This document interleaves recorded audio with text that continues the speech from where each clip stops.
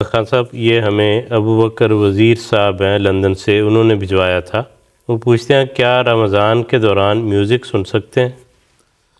بات یہ ہے کہ میوزک کے متعلق اس کو اسلام نے لغویات میں شامل کیا ہے، یعنی ایسی چیز، اور ایک مومن کے متعلق اللہ تعالیٰ فرماتا ہے کہ ہم عن اللغو معرضون، وہ لغو باتوں سے اعراض کرتے ہیں۔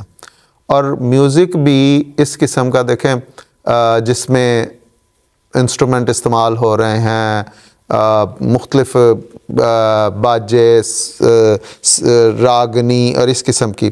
حضرت خلیفۃ مسیح اول رضی اللہ تعالیٰ عنہ سے کسی نے پوچھا تو حضور نے فرمایا کہ ایک شیطانی سماع ہے کہ راگنی کی باریکیوں پر اطلاع ہو، یہ ناجائز ہے، یعنی جو انسٹرومنٹ ہیں ان کا استعمال جو ہے وہ نہیں ہونا چاہیے۔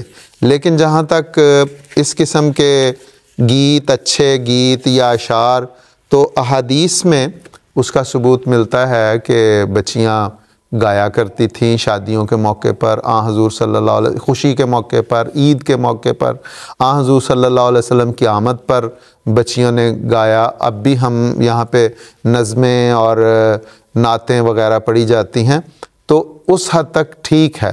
لیکن ایسا میوزک جو برائی کی طرف، جو شیطانی خیالات کی طرف لے کے جائے، کیونکہ اسلام نے ایک اصول یہ دے دیا ہے کہ ہر چیز کے دو پہلو ہیں، ایک برا ہے ایک اچھا ہے، اس کے اچھے پہلو کو لے لیا جائے، برے سے اجتناب کیا جائے۔